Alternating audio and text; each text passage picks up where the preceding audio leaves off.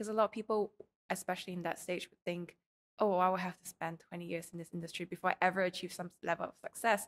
But no, no, no. These people have proven otherwise.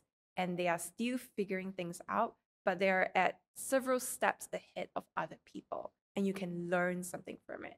So I think that's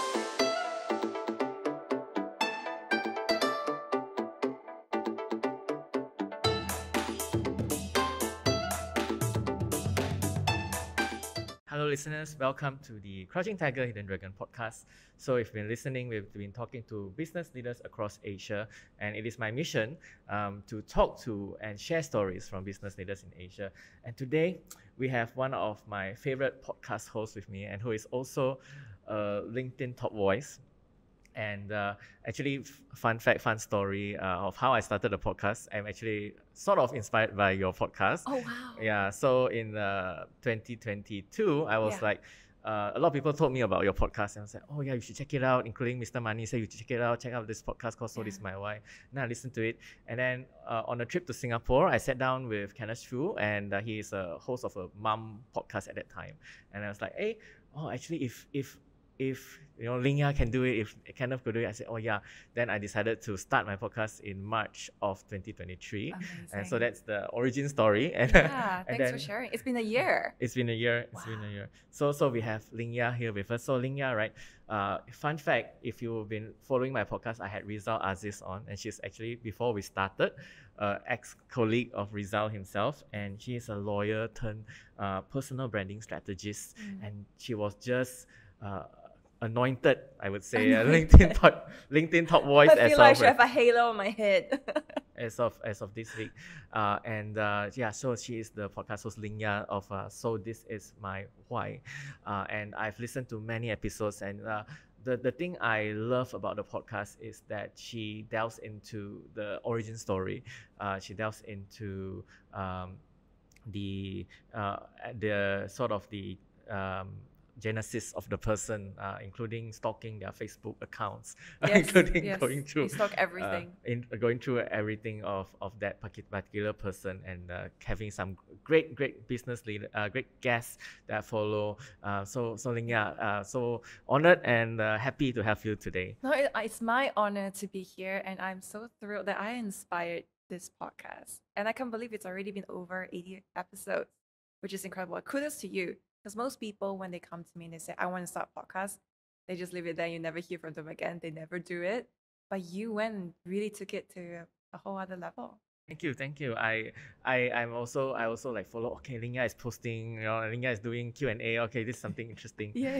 Interesting to do, and like, this is how Ling Yah does her research. So it's good to have you, so I can ask you few questions personally. So normally in the pod, right? My first question is, what is your favorite Kung Fu movie? So Ling Yah said, I don't watch Kung Fu movies. So I think that we improvise a bit. And the first question is like, is there something controversial that you believe in that most people don't?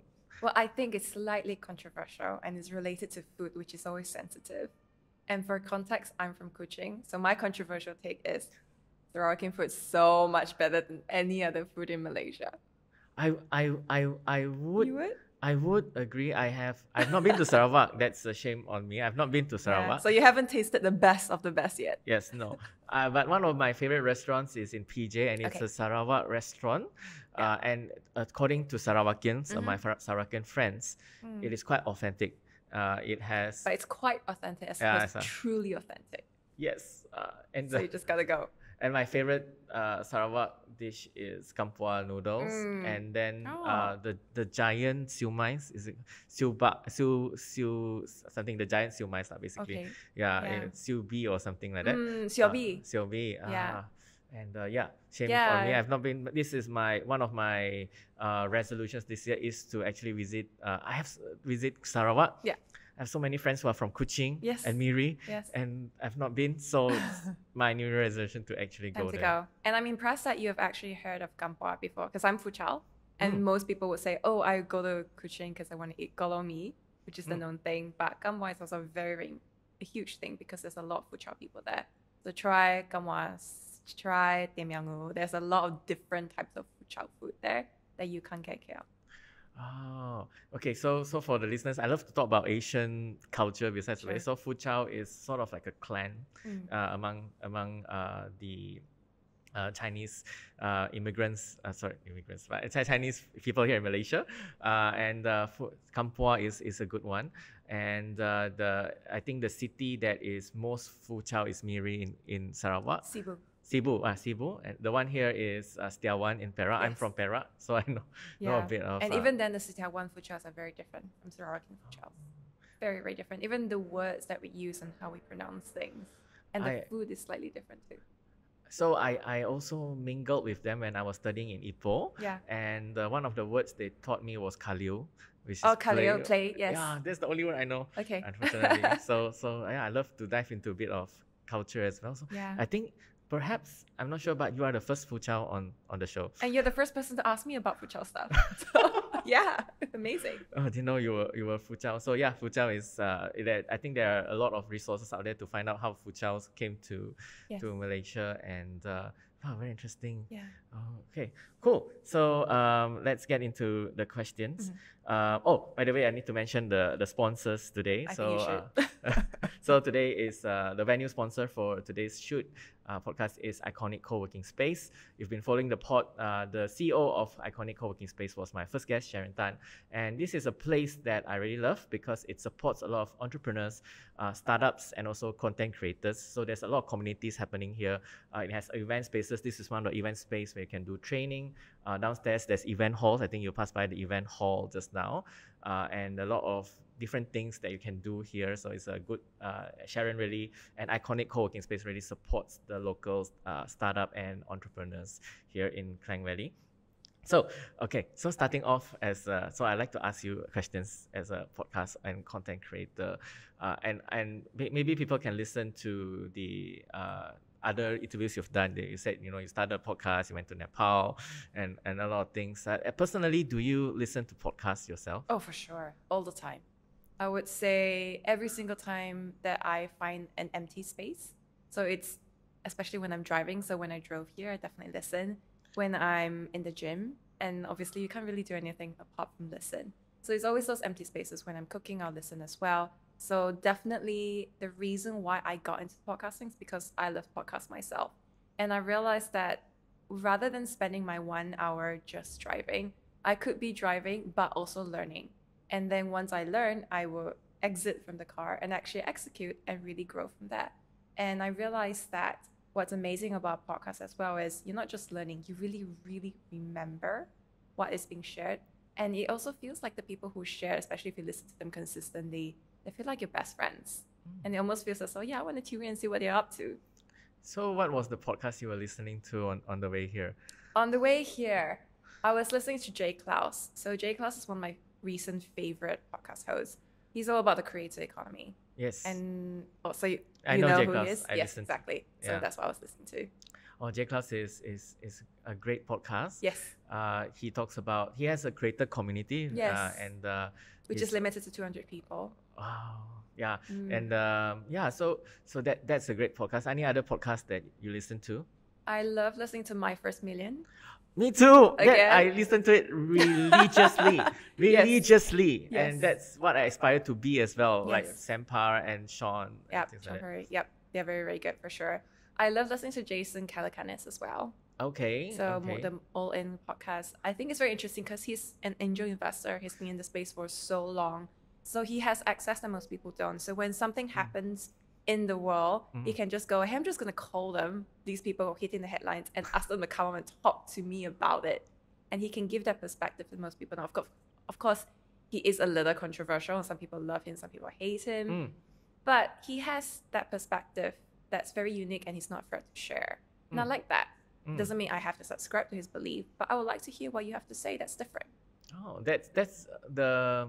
What's it called? It's called, the Jason Calacanis podcast is called... he has several. One of it's the All In podcast. Yes, the All In. Yeah. They say the All In is for billionaires and the first million is for aspiring millionaires. So you know where to target, right? Yeah, it's a bit heavy for me. That one is a bit heavy. Yeah. The All In podcast. It's very direct, and they can just I know what you mean, because they can just call Elon Musk and ask Elon Musk about some things. Yeah. And even for instance, CNN can call them. They're not going to give him 1 hour to talk about stuff, but they can. Ah, Yeah. yeah, it's interesting. I have the same habit too. Mm. I listen to a few podcasts, including yours, Yay. and in between times eating or driving or in the Grab and things like that. So yeah, it's good to hear your podcast listener too. Of course, yes. Do you watch the videos or do you listen to audio? I listen normally. I almost never watch because I always listen for the in between. If I'm actually sitting down, I'm actually doing something. So it's very much less likely I'm watching. The watching only comes if I'm actually doing research and I need to actually sit down and take notes as I'm listening. But otherwise, if I'm watching, again, very, very rare, it's because I know this episode's really good and impactful and I need to take notes. So it's only if I need to do something while I'm listening will I actually watch. But otherwise, I actually won't. Yeah, and like so for example, My First Million, do you listen to it on Spotify? Yes. Oh, it's okay. This is my take, and I have debated with people in the YouTube comments on this. The YouTube experience is very different. It's somehow the editing for Spotify and YouTube. Oh, it's very, very good for sure. It's different. Yeah. So even though I will play it on YouTube, but I don't view it like this. I put it in the background, but I just pick sometimes to see their faces. And the experience is very different when I listen to it on Spotify. So I actually prefer the YouTube one. So the edits are also different. Why do you prefer the YouTube one? I like to see the expressions. So especially Shan is very funny in My First Million. And I think they have a bit more, the edit is a bit more relaxed on YouTube than the Spotify one. Spotify is more tight. It's it's a lot shorter. It's a lot shorter YouTube and is more longer. and longer. YouTube has more expressions and more time to breathe, and that's what I feel. And I thought I was the only one, and then I saw someone say in the comments, "I love YouTube much better than audio." Then I was like, "Oh yes, yes!" And then we talk about it and why, and then and then I think the producer chipped in and say, yes, we cut it differently for both. Yeah. So it's very interesting. That is very interesting. Yeah, you should check out the YouTube and see compare it to the Spotify one. Yeah. So talking about your podcast, right? So you had a lot of amazing guests. Some of them I follow, like Eric Sim, who has million followers on LinkedIn, and then you have people like ex-politicians like Ong Kian Ming as well. And many other Barney Frank, a lot of people from all across the world. And I know that you always ask the question, so have you found your why? But like, how do you choose your guests? Do you look at the story, or how do you actually choose them? I normally look at the story for sure. It's almost like a gut feeling. When someone comes to me and they would say, hey, I have this potential guest, and I go, well, tell me more about them. And you can almost immediately tell whether this person is a potential guest or not, because it needs to have a compelling angle. So it doesn't have to be someone who's been in the industry for 10, 15 years. It could be someone who's just started for 2 years. But maybe, for instance, they just graduated, but when they were still students, they started, say, this little side business. And before you knew it, they built it into a 6-7-figure business that they decided to launch and enter into full-time after they graduated. How many people can do that? What's the drive behind it? How have they achieved it? There is something very aspirational about this, and it's also very relatable as well. Because a lot of people, especially in that stage, would think, oh, I will have to spend 20 years in this industry before I ever achieve some level of success. But no. These people have proven otherwise. And they are still figuring things out, but they're at several steps ahead of other people. And you can learn something from it. So I think that's very important, that you can learn something from it. They are also, secondly, very open to sharing. Because I don't like it when people come and say, I just want to talk about the best parts of my life. And thankfully, not a single person I've approached has been that. I will always be open and say, we need to also talk about your lowest points. We wouldn't dwell on it, but we need to talk about it because that's the reality. And from there, how did you get out of it? What are the lessons learned that other people can learn from as well? We need to be very open and transparent about it. So it's really those two things I would say that are very important. Wow. So like, also talk about their lowest point. So that's why I realized in your podcast there's like, okay, this is how you start out, and then your achievements, and then your lowest But point. yeah. But your lowest point comes in. Yes. And yeah, that's very very interesting. And I Mm. think that's why I love listening. It's very real, and you really ask that question. You somehow find that lowest point, which is not easy What's to been your find. favorite episode so far? I love the one where you interviewed Mr. Peter, Mr. Money? Mr. Yes. Money. Actually, he's a friend Did of you mine. watch the YouTube version or The the YouTube version. I'm a very visual person. Yes, yes, yes. And I like how you shared the story of his father. Yes. Which is I don't think many other platforms would have talked about And that. his brother as well. Yeah, his brother, and I think you really delve into their stories, and yeah, so that's one of my favorite ones. And to his credit, right, Mr. Money is such a great storyteller by himself. He comes alive in front of a camera. You can feel the energy. Even when I was recording, I was like, feel the energy. He's so alive. He's so, even if you don't watch it, you can hear it in his voice. And he's very open and vulnerable. And that's the whole thing. Like when I was doing the recording, it went so much longer than anticipated because he has so much stories to share and so much thought that's put behind what he's doing. Yeah, I actually know him way before he Okay. started. So When like, he was oh, in really? the beginnings, when he was starting his YouTube channel. Yeah. And yeah, Before he quit and he was driving lorries. No, I think when his early few thousand subscribers. Okay. Oh, that's that a time. long time ago. Maybe 2019, sort Okay. of not too long ago, maybe Yeah. like 4 years ago, and now he's like one of the biggest YouTube channels Yes. in the country. And yeah, like so let's say you find someone with a good angle and a good story. Like, how do you reach out to them? I just cold DM them. I send an email. Send an email. Yeah. Cold email. Yep. And like I think you also mentioned that you have multiple follow-ups as well. Sure. And if they don't respond, how many follow-ups would they? I don't put a limit to it. I would just do it in batches. So for instance, when I'm pitching someone, I pitch quite a few people, maybe for half a day, and I just leave it at that.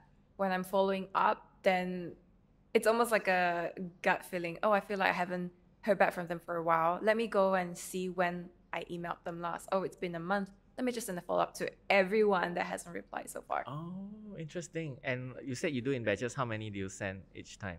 It really depends on how many hours I have and the ability for me to focus. One person, the preparation for an email could take half an hour, could take 45, even an hour. So it really does depend. So okay. So each email is unique, is customized, am I For right? sure. And what you mentioned normally, you mentioned how you found them, or Yeah, I mentioned who I am. I mentioned it was featured on the Late Late Show with James Corden because there's a YouTube where I can feature the fact that, yeah, it was featured. And obviously you want that social proof. Yeah. So I put that very quickly. And I explained that I want to interview you. These are some of the points that I want to talk to you about. And these are where the reason why the email takes so long to prepare, because I have already done some form of research into them. I want to show that I've done more than just a cursory Google search their name, let's figure out what they are, but something a little bit deeper. So when you read their email, you would think, wow, this person has already put in so much time and effort to figure out who I am before I even say yes, if I even say yes in the first place. If I do say yes, then she's probably going to do even more research. And that's the thing that most people don't even bother to do. I'll just sit there and go, let's just chat. I haven't looked you up. And that conversation is so different from someone who's actually very intentional and has put in that time and effort. And I feel like the guests will always appreciate that. So why wouldn't I do the same? okay, I learned something today. So I'm now going to do this now for my cold outreach as well. I use something. So I use something called Mixmax, and that allows me to see if they've read their email. And I see, oh, they've read, but they never respond, so I'll send another one.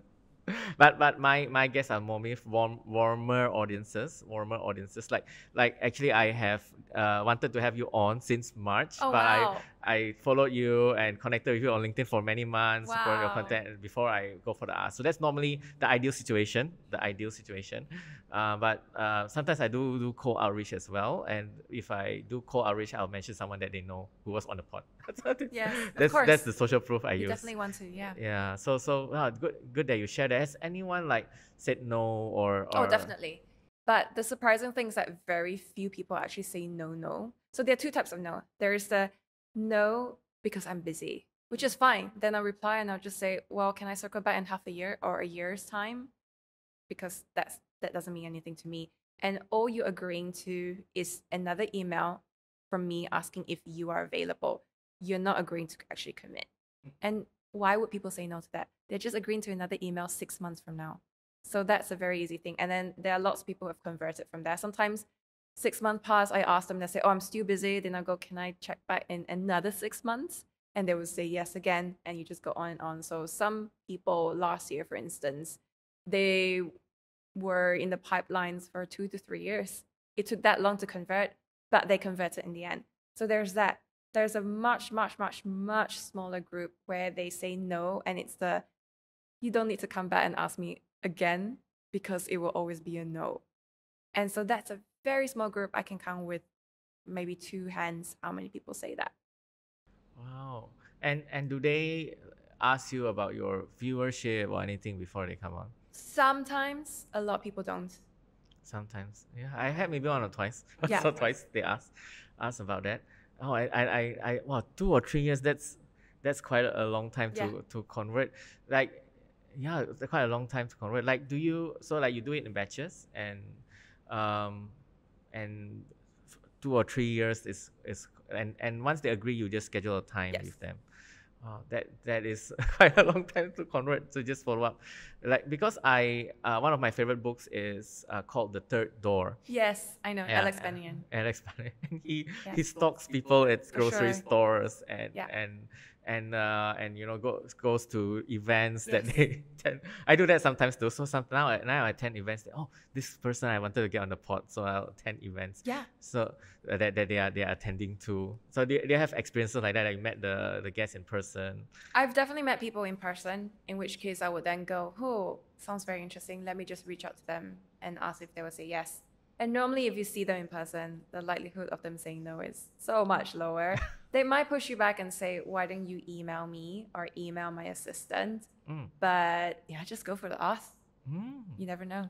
Yeah. One thing I really wanted to ask you, Yeah. and this was in your last Q&A, and I'm a bit afraid to ask you about this, Right, is okay. you said you sent a consent form Sure. to your guests. Yeah. And I was Release thinking, form. Release form. And I'm like, wow, maybe I should. Yeah. Yeah. Yeah. So like as a lawyer, as an ex-lawyer, Yeah. why is it important? Is it like you can use their images in clips? Yeah. What do you get from that? So it's not so much. So what is a release form? We should start with that, right? So a release form, and it depends on how you draft it. Essentially, the idea is, I, as the talent, will allow you to do certain things which arise out of, for instance, this particular interview. So I will set it very clear and I'll say maybe it's the images that I give outside of this interview, the images you take of this, the video.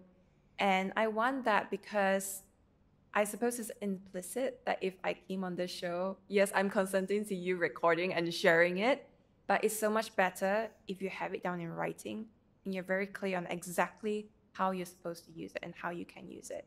What if, for instance, you decide somewhere down the road, I want to write a book about it?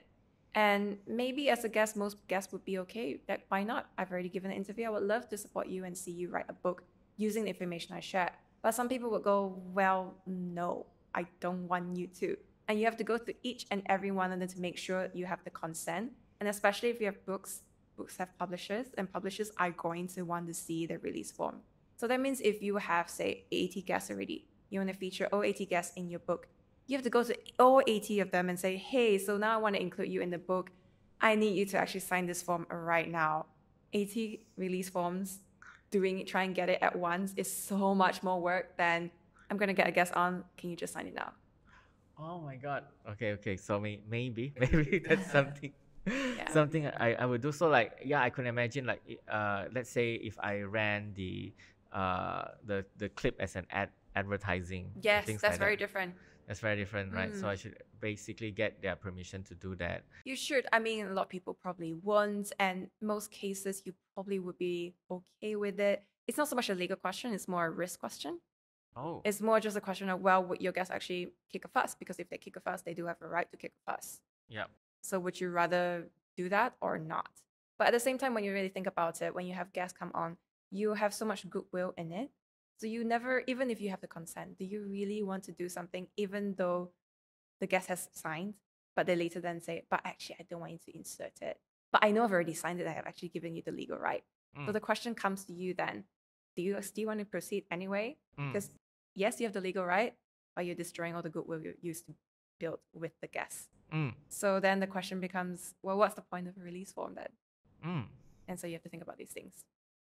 But at least there's a discussion to be made if you have that I suppose so. form. Yeah. If without that form, you have no rights to. And you to have definitely need it when you're dealing with your publishers. I think, do you actually plan to write a book? That's why you.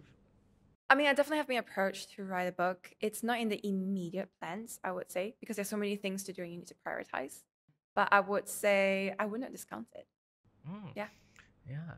And last year you left your full-time employment. Yeah. So I was one of them too. Oh yeah, she left her full-time employment, and then you focus on your now personal branding strategist business, and of course the pod as well. Yeah. So like, how's it going as a business? So like, what do you do as a personal branding strategist? It's going really, really well. I was actually really afraid before I left because I thought it was going to be such a different world. When you work in corporate, you have lots of jobs, but the jobs come because you work in that company. The clients come because of that company. It's not because of you. Whereas now when you come out, people are coming, you're getting jobs, you're getting paid because of you and you alone, the value of your work. And I've never done that before. That's a whole other different world. So I was very worried, but that's when I realized that personal branding does make a big difference. And I really built on it. So the moment I announced that I was leaving, that went viral.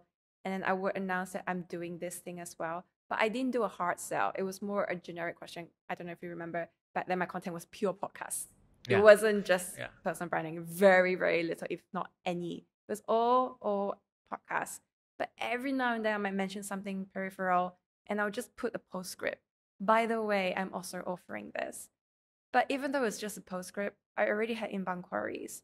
And the inbound queries kept coming every single month. To a point where I've never had to do any outreach for any clients. It's been more than enough work. Been very lucky that the kind of clients that work with me do tend to follow the podcast, so they know what I'm like. And when you listen to a podcast of a person, you probably have the same values and interests, and you are accepting of the fact that I'm not coming here to go viral and be famous. Because let's face it, if you are, you're probably not the right fit for me. And it's very clear on what they want. And from there, I would say more than enough pipeline, more than enough work. And it's really just a question of, well, where do I go from that? Because the last thing I want to do is to be doing the exact same thing today in 3 years' time. It needs to always be evolving and changing. So that's something I always need to push myself to see what I'm going to do.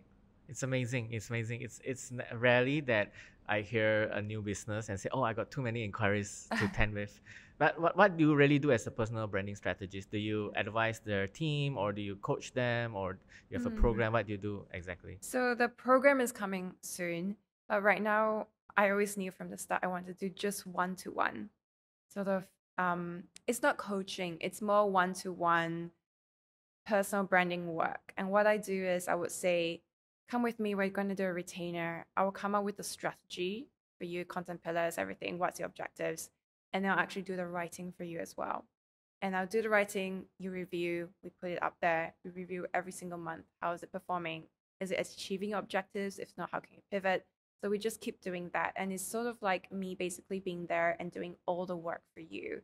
Because I'm sure you know, as a LinkedIn person as well, there are two very major components to be on LinkedIn. One is you create the content and then you put it out there. You people come and learn about what you know. And the second part is you need to engage. You need to talk to people. You need to send cold DMs, etc. The engagement part takes a lot of time too. So for me, I would say I definitely can't do engagement for you because I'm not you. I can't look at a post and think, okay, this is interesting for this guy. I know what comment to leave that's actually meaningful enough. It needs to come from you. So you should focus on the engagement part. I will do all the creation part because this I can do. I know how to write. I know how to ask interesting questions because I already do the podcast. I know how to craft it all together in a way that's compelling, and I can give you all that strategy. So we only need to sit down once a month. We talk about your story, what those ideas are. I draft it for you. You review because it's important that you agree with what's put out there on your platform. And that's it. That's what I do. And all that time that you save from not having to create, you can focus on with engagement. And along the way, you just build that brand. Wow. And as a so it's mostly, you said writing, right? It's mostly text posts, or does it include video or It doesn't include video. It's just text. text? Oh, Yeah. interesting. And I remember you have like this thing that, how to get 1 million views, because you're such a writer, how to get 1 million views on LinkedIn posts. Am I right? So maybe can you share us a bit more about that? The strategy behind how to get it. Yeah. There is frankly no strategy. There is no guarantee for sure. I would say a lot of times at the end of the day, you just have to keep creating. There really is no hack to it. Just keep creating, keep trying, keep your eyes open and seeing what works and what doesn't work with other people as well. And if it works for them and clearly it's a topic that resonates with a lot of people, then maybe you should think about writing something like that yourself. But with your own spin, don't ever copy from other people. And ultimately, you have to just keep showing up. The only reason that I went viral several times is because I kept showing up and I never expect those things to go viral. I have an inkling that it'll probably do well, but to reach that point where it was 1.4 million, I would have never guessed it. I had suspicion it would do well because let's face it, when you say, I've quit without a plan, people love that on LinkedIn. So you already have a sense this topic is going to do well. But how well, that's a whole other ballgame that no one can ever predict. Yeah, that is amazing. Yes, 1.4 million views, and I follow a lot of your LinkedIn content, and you have a lot of engagement as well. You have like authentic people commenting I hope so. and giving you giving you support and things like that. So maybe what is your tips for building that kind of engagement? Do you meet them, or do you comment on their posts as well? How do you build that community on your posts? So I don't comment as much as I should, I suppose.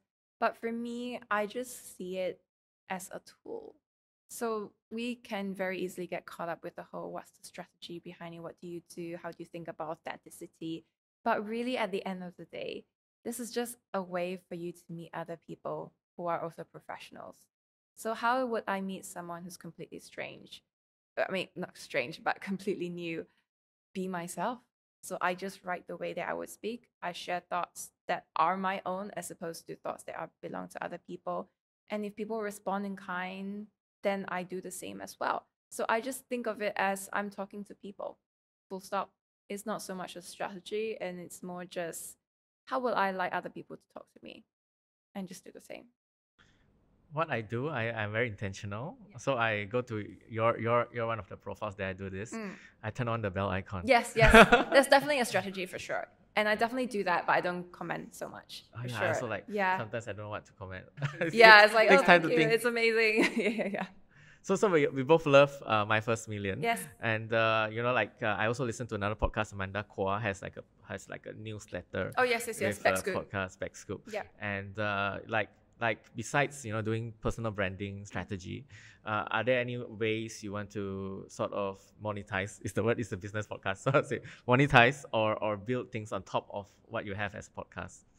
So how do I monetize the podcast specifically? Yeah, or maybe other. Now you're already monetizing. I would say sort of. I'm not monetizing the podcast, but I'm building the business around personal branding. So the next stage, if you will, is basically building a whole course. And I'm building the course because I realized that ultimately I kind of was trading my time. I don't want to. I want to have the freedom to go off. And it's very important to build multiple income streams as well. That's one thing. Secondly, obviously you need to, I realized that there are a lot of people I had to say no to because I couldn't work with them. And a lot of people who would say no because the price point just wasn't within their bracket. And I was very clear on that as well. So how do you reach these people that you can't otherwise reach? And thirdly as well, what is the thing that will allow me to stand out that other people are not meeting yet in terms of need? Because there are lots of personal branding experts. There are lots of courses in that area as well. So what is it that will allow me to stand out that actually provides value in a way that other people don't? And when I thought about that question, I thought, well, Steamy, the podcast is my value prop. So what exactly is it about this that stands out? What do people always say? People always say, oh, you ask really good questions. But where do the questions come from? Because I do lots of research. But along the way, when you ask so many questions, you start to know what are the good questions to ask to almost trigger the interesting questions. So I know the questions to ask that most people don't to get the interesting interesting stories. That's the next problem that people always face is I have an interesting story about myself, but I don't know how that's relevant to my professional goals. I want to get more clients, but I went to Kupang wet market. What's the relevance between the two? I can teach you how to angle it because there is always a way to angle something that's totally personal, such that it relates to, say, your business if you're building a business. So that's part two. And then part three then becomes okay, I know the interesting story, I know how to angle it, but I need people to actually read it. So, how do you write it in a way that's compelling? So, that's the three things that I thought would be interesting and different, and also isn't tied just to LinkedIn itself, the platform. Once you know how to find interesting stories and tell that story, wait, if you meet someone, for instance, a potential investor in the lift, you have that story at the back of your head and you can just share it instantly and hopefully hook them in. And I say this because when I interview people like Eric Toda, who's the global head of social marketing at Meta, he really stood out for me because every question I asked, his answer was like a soundbite. And it felt as though he was so clear on what his story was. I just thought, I don't even need to edit your story. I just need to take your one answer and it's a snippet, it's a snippet, it's a snippet. And so few people are able to do that, but he could. And he really stood out. So surely if he can do it, we can do it too. Yeah, I think one thing I really like just now that you said is the word retainer. That's very from your law background. Yeah. And yeah, that personal branding now I understand more. It's not just the writing on LinkedIn. It is finding that angle Yep. and creating that soundbite. And like if you meet an investor in an elevator, you can have that what they call the elevator pitch. We all need to be able to promote ourselves. That's the thing that so many people would say.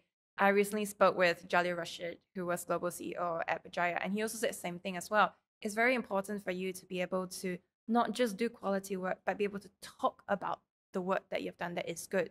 Because if people don't know what you've done, then why would they ever promote you? Yeah, that's amazing. Like speaking about canned answers, Sure. you had one of your guests, Guy Kawasaki, Yes. who I interviewed many years ago on a not so good quality, Oh, and no. it's like really like reach out to him on his email Yes. that he mentions all the time. Yes. And I at that time I was just starting out another podcast. I had a marketing podcast before this, and of course he's a marketing person at us. So I think the good thing that I want to mention is that you ask him. It's very hard. You ask him questions about Steve Jobs, you're asking questions about Apple. He has the same Yes. canned answers every single time, but you managed to break through that. I hope so. well, It you was said very hard. It was very hard. I asked him questions about surfing, and it's so hard. But you managed to ask him about something he said on another pod, right? That had the. Well, I asked him about Clubhouse at the time, which I think was very different because no one was doing that. And I stalked him for at least a month on Clubhouse. So this was the heydays of Clubhouse, right? 2020, everyone's stuck at home, everyone's on Clubhouse. So I put an alert on his profile, and every time he did an AMA, I would just jump in or just listen. Oh. So I knew for sure no one was talking about this, probably because they wasn't stalking him, probably because the interviews he'd done was way before the Clubhouse days. And there's no way he would have a canned answer for that. Yeah, so that's very very unique. Every single interview I've watched of him, he says the same answer about Steve Jobs, the same answer about Apple, same answer. But good job, Thank you. finding a different angle there. But he's proof, right, that he's a person who's very clear on his personal brand, and he just knows exactly what stories he wants to share for every single instance. He has it down pat, and I think even though for us as interviewers we go, oh my gosh, I can't break through, but at the same time I have a lot of respect for that because he's so clear on how he wants to be known out there, and surely we should be doing the same. Is Guy Kawasaki, are you saying that you're better and you know more than him? I don't think so. Yeah, and like I listened to the pod, like, so any future upcoming guests. So now it's January. Yeah. So any future upcoming guests that's exciting coming up this A year? lot of exciting ones. They are all being recorded. I just haven't released it because I haven't edited it yet. Oh. So exciting ones include, gosh, so many. I have Wu Tai Ho. He's the founder of Channel News Asia. Oh, so very wow. exciting. Okay, I'm looking forward to that. Dato Sri Idris Jala. I've already done that interview with him. So he was a Malaysian minister. He was the MD at Shell Sri Lanka and so Shell Bintulu.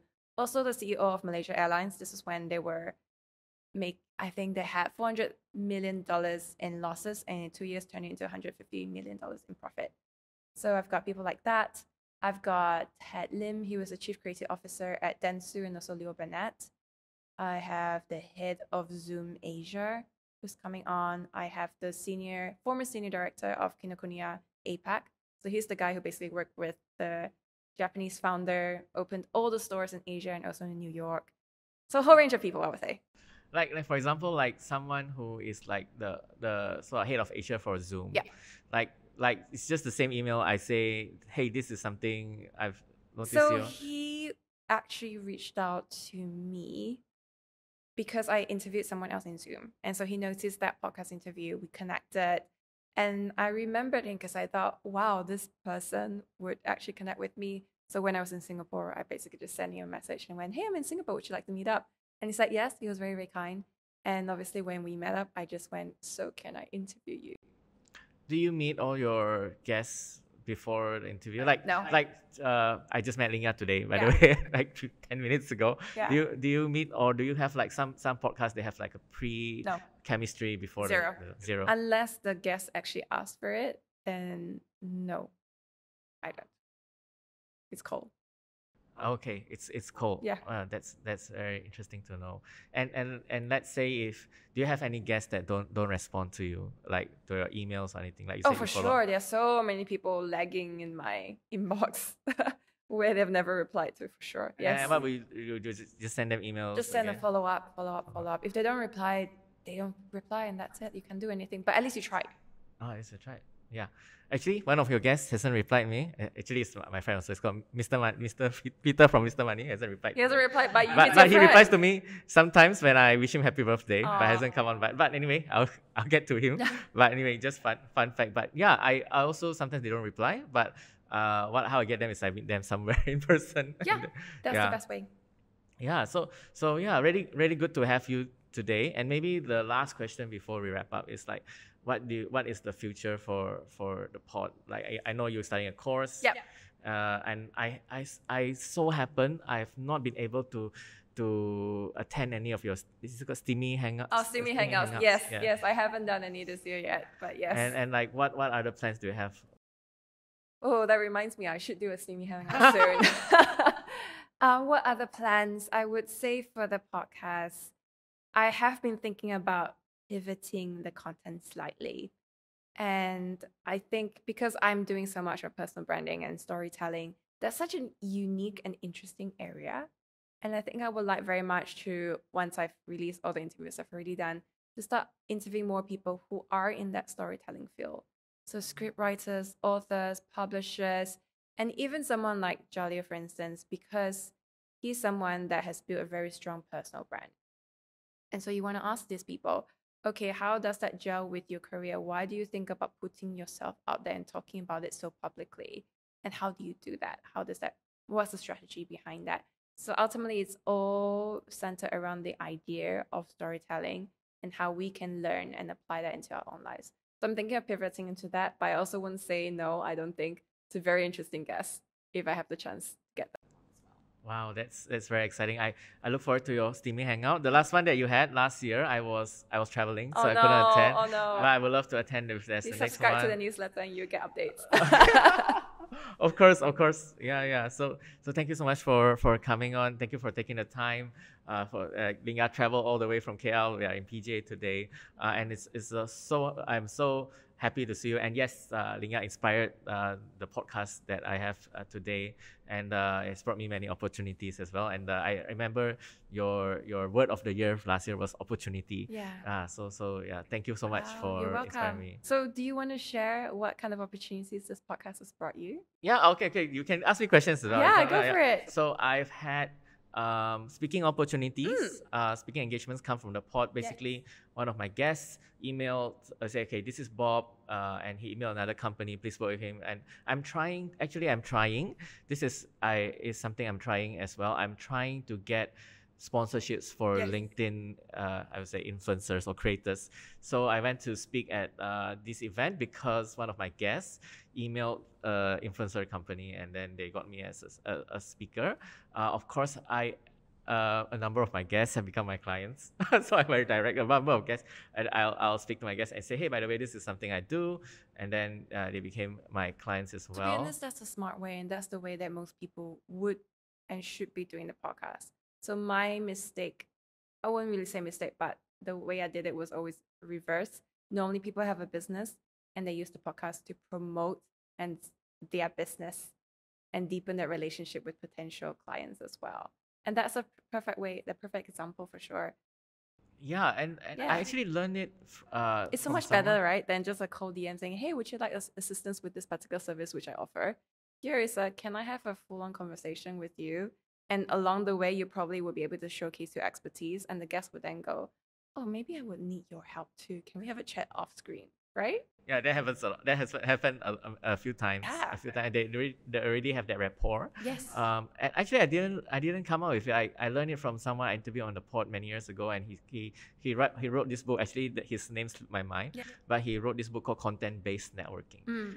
He has a HR company, and he actively interviews HR directors. Yes, it makes perfect sense. And then you also become known as a thought leader in the space, and you get to meet all the best people in your field, probably way above you. But because you featured them and their name is beside your name, people then associate you with that person. So it's authority by association. And that boosts your profile too. Similar to you as well, I get to attend events. I feel like some of my guests, one of my guests this week had an event, a business summit, and I got free tickets because amazing. you interview the guests. So like you get events, get speaking opportunities. I had clients, real clients come out of it. And recently also I collaborated with a government agency, and they released a news through the pod.